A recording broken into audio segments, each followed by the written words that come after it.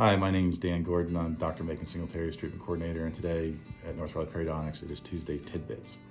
One thing we get asked a lot is, what do we do when we take a tooth out, and what happens next? And this is a really good model to explain your options of when you lose a tooth. So, say we have a tooth and we lose it. Oh, you have a few options of what you want to do. We're going to go over those in just 1 second. The first option you have when you lose a tooth is to do nothing. And while that is an option for some people, it's not very desirable. The reason why it's not very desirable is because when you have an opposing tooth or an antagonist on the other side, either on the top or the bottom, when then you bite down the occlusal force, the tooth, if it's on the top, you'll have something called super eruption, where the tooth will actually drop down to try to meet where the tooth is missing.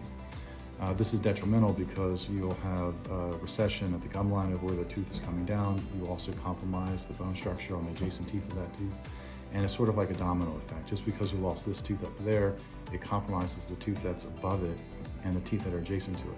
And it doesn't happen over time. It takes about 12 to 18 months to initially start, and it really starts to progress further the longer out you go. So after about 36 months to 5 years, that really does become a problem. So while it is an option, it's not a very desirable one. The second option to replace a tooth is something called a 3-unit bridge, which has been the standard of care for about 50 years.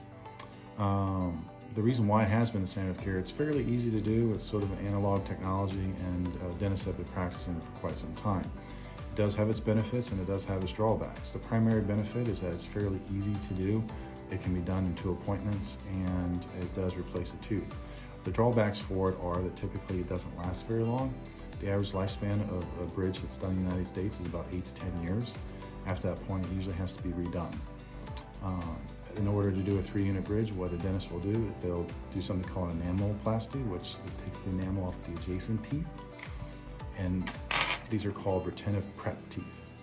Now, you've had a 1-tooth problem. You were just missing that 1 tooth, and now you've increased it to involve the teeth that are adjacent to it. So now you have a 3-tooth problem. And what the dentist will do, they'll make an impression of this. They'll get a Pontic up, and they'll come up with this guy right here.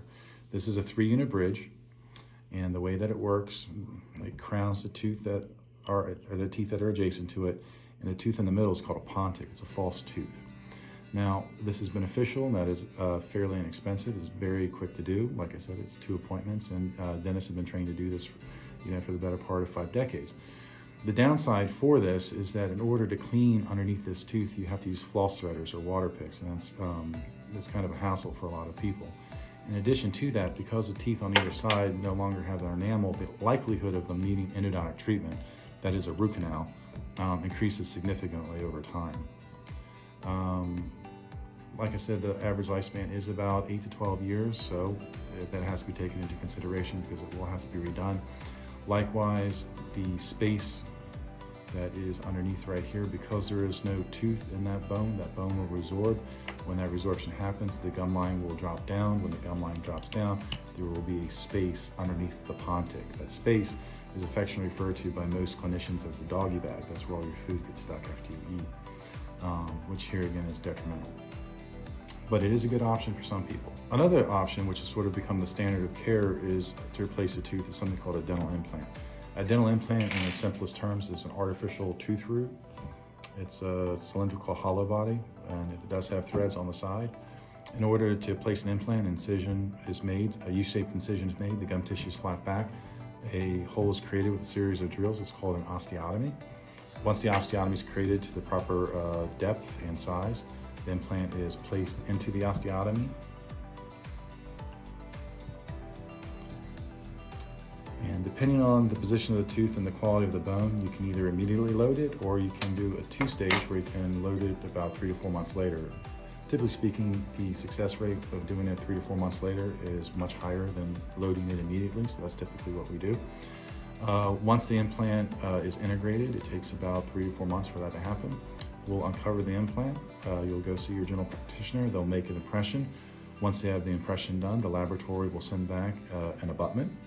The abutment plugs into the tooth root, the implant, the artificial tooth root. And then once the abutment is placed into the implant, a crown is placed on top of the abutment. And then it's all secured with a screw, and then the occlusion is adjusted, and you've replaced the tooth. Final option for replacing the missing tooth is something called a partial.